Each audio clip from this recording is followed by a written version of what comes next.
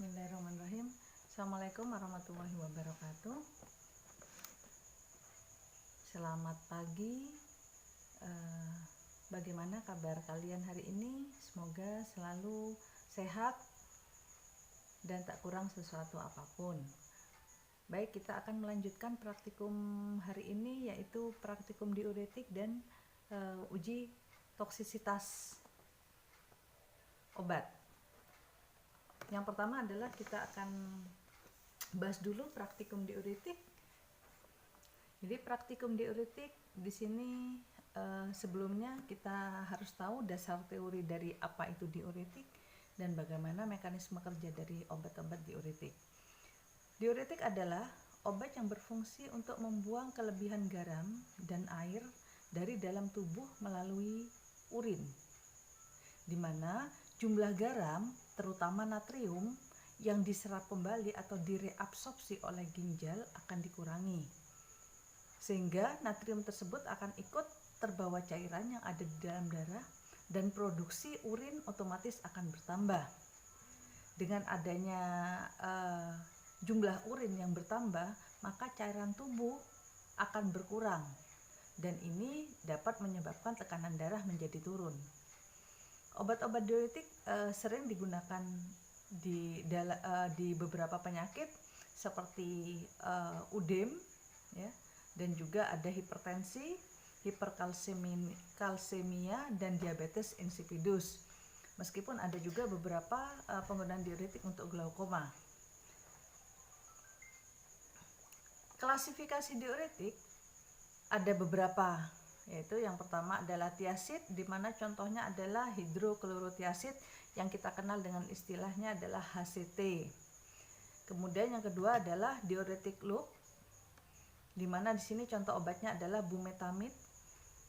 Kemudian yang ketiga ada diuretik hemat kalium. Ini contohnya contoh obatnya adalah spironolakton.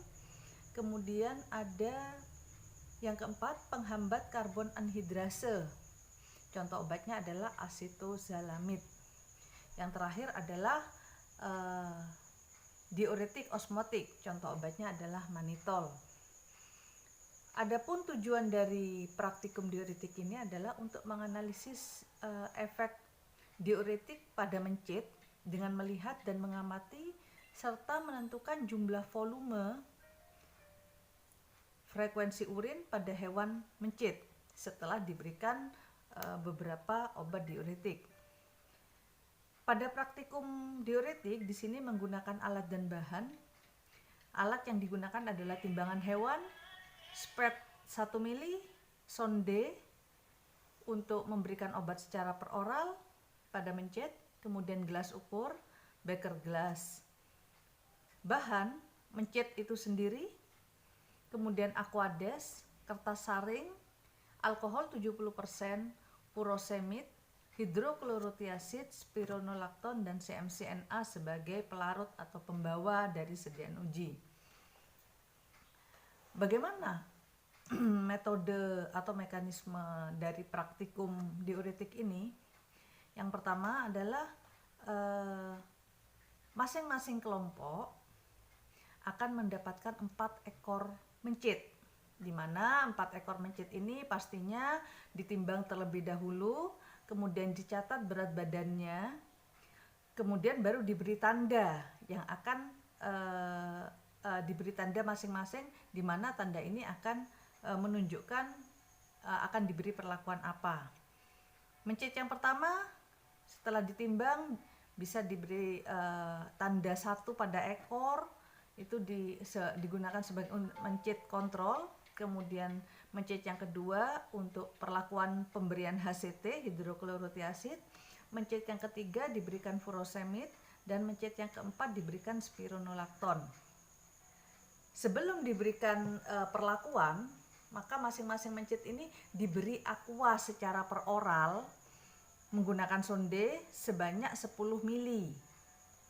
Nah, setelah diberi aqua 10 mili, baru diberi perlakuan hidroklorotiazid, furosemid, spironolakton.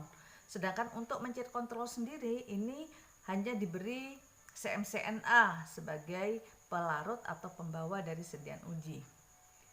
Setelah semua diberi perlakuan, kemudian urin ditampung. Nah, urin ditampung di sini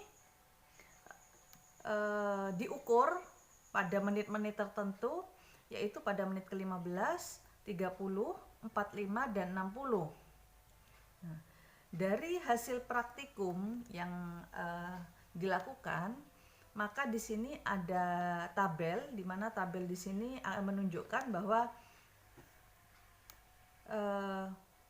ada 4 perlakuan, di mana di sini untuk kontrol, di sini urin pada menit ke-0 semua urin itu 0 mili.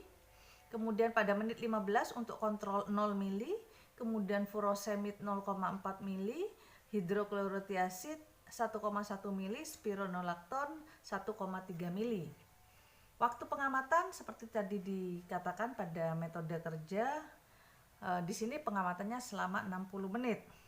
Sehingga dari masing-masing waktu yang sudah diamati, maka didapatkan jumlah urin mencit pada masing-masing uncit, ya. Jadi jumlah kumulatif urin untuk kontrol 1,5 mili, furosemid untuk kumulatifnya, jumlah urin kumulatifnya 8,3 mili, HCT 9,0 mili, kemudian spironolakton 9,4 mili. Baik, setelah didapatkan hasil